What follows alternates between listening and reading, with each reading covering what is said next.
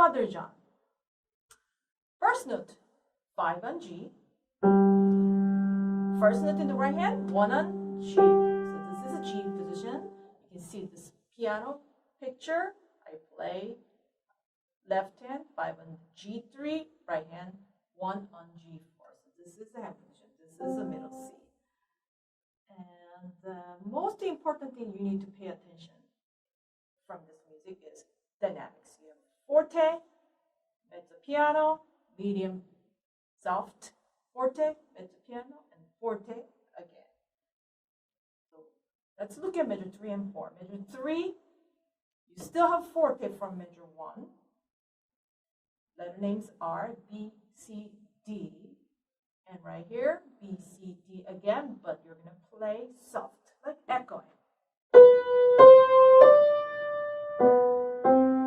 Next bar, loud again, soft. So I like to hear dynamic contrast in measure 3 and 4, in measure 5 and 6. Right here, little dot, it's called staccato.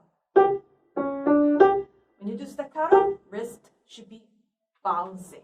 And the loudest sound.